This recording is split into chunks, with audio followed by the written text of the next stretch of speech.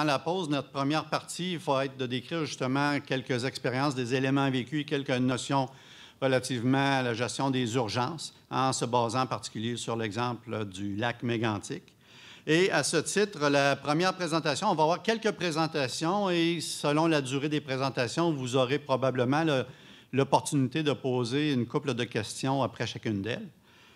Sinon, il y a quand même une période, une plénière à la fin de l'avant-midi. Et si jamais il y a des questions pour les conférenciers qui vont être dans la salle et pas nécessairement devant, vous pourrez aussi les apporter à ce moment-là.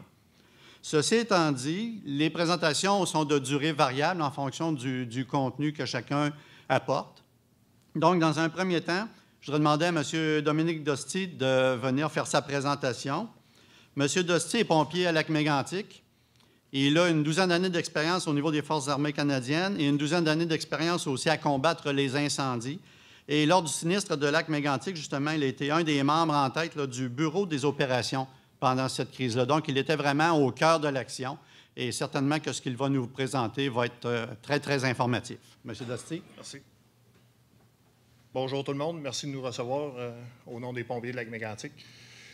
Quand Patrice et Raphaël m'ont approché pour venir faire une présentation sur les événements du 6 juillet 2013, je me suis dit, bon, qu'est-ce que les gens n'ont pas entendu, qu'est-ce que les gens n'ont pas vu? On a été présents sur LCN et les réseaux sociaux pratiquement tout l'été 2013. Tout le monde nous a suivis pratiquement en direct. Fait que je me suis vraiment posé la question, qu'est-ce que je pourrais vous dire ce matin?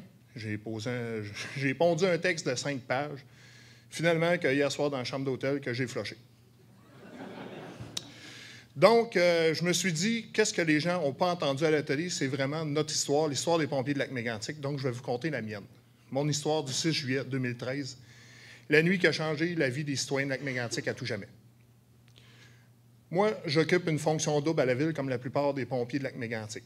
Je suis électricien pour la ville. Je suis également pompier volontaire ou temps partiel selon nos dispositions.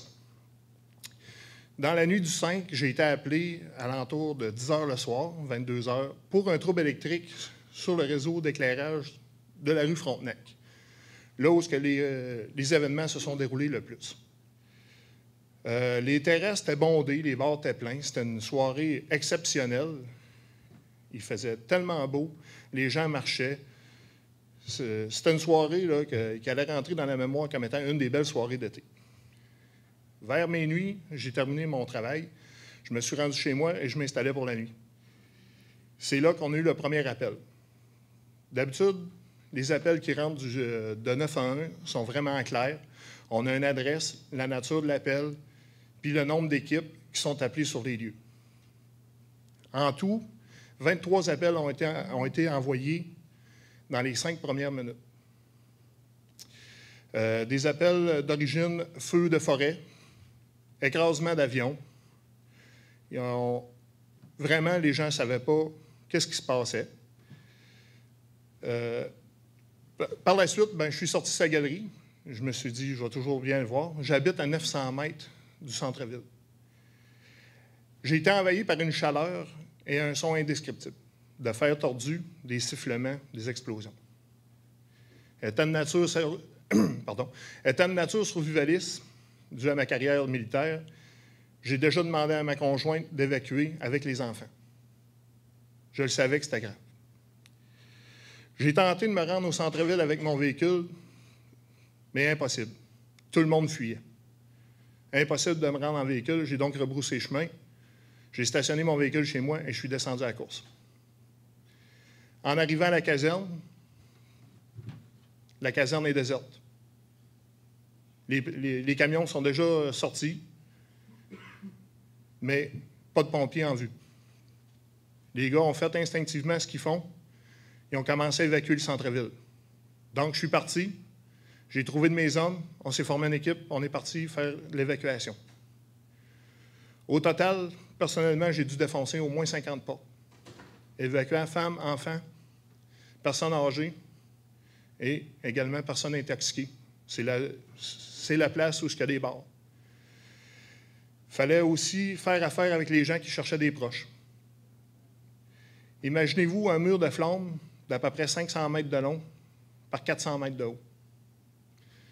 La chaleur était tellement intense que le bitume qui forme l'asphalte sur la rue Frontenac était en feu. Les premiers témoins nous parlaient d'une vague qui a déferlé, une vague de 4 pieds qui a déferlé vers le lac, emportant des personnes avec elle.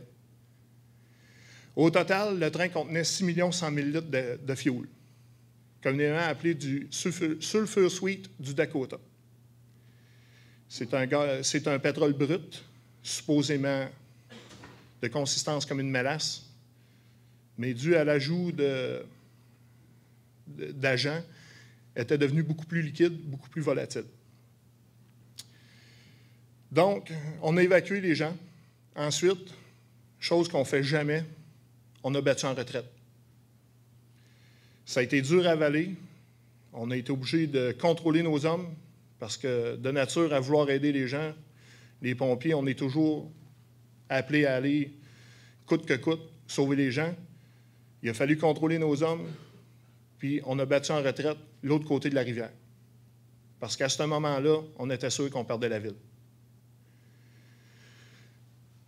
Le problème qu'on a eu par la suite, ça a été l'eau.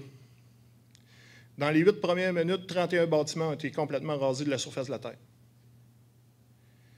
Donc, j'avais une hémorragie immense dans mon service d'eau potable. Le bloc opératoire à l'hôpital est en fonction, donc plus d'eau, plus de bloc. C'est là qu'on a fait la première demande de carte à la ville, au département, à M. Jean-François Brisson. On devait savoir où ce que les entrées de service des bâtiments étaient. Donc, ils nous ont sorti des cartes. Puisqu'on n'avait aucun repère sur le terrain où ce que les bâtiments étaient, ils n'étaient juste plus là. À fouiller à travers les débris de métal, de briques, de sable et de toutes sortes, on a finalement colmaté la fuite. Autre événement aussi, pourquoi on a eu besoin de la géomatique, le pétrole a pris la direction des conduits sanitaires ainsi que pluviales. La première fois qu'on a essayé de monter sur le boulevard des Vétérans pour faire une intervention, c'est-à-dire pomper du lac pour déployer des canons de protection pour les bâtiments, les couverts d'égouts sanitaires explosaient, ils montaient environ à 40 pieds dans les airs. Donc, il fallait savoir où étaient les canalisations et dans quelle direction le pétrole se dirigeait. Au même moment, les travaux publics essayaient de colmater les réseaux de pluviales qui amenaient l'eau à la rivière et au lac. Au même moment, il y avait un feu d'environ 400 mètres carrés sur le lac. Le pétrole s'était rendu au lac et il y avait un feu de 400 mètres carrés qui brûlait sur le lac. Et le vent rabattait les flammes sur les bâtiments du boulevard des Vétérans qui a monté le total de 42 bâtiments en flammes.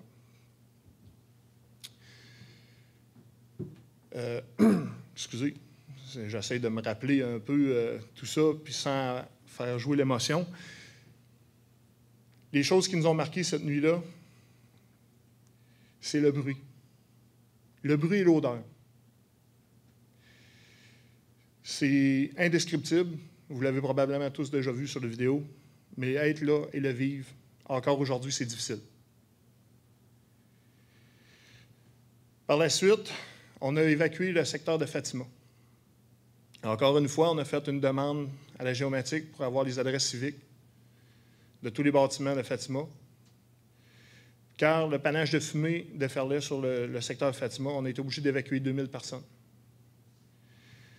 Dans les premières minutes suivant le début de l'intervention, la polyvalente de Montignac a ouvert ses portes pour accueillir les gens qui fuyaient la zone de feu.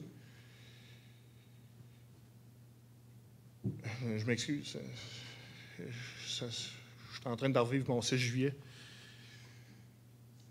Donc, c'est ça. Je serais prêt à répondre à des questions. S'il y en a qui ont des questions, là, je m'excuse.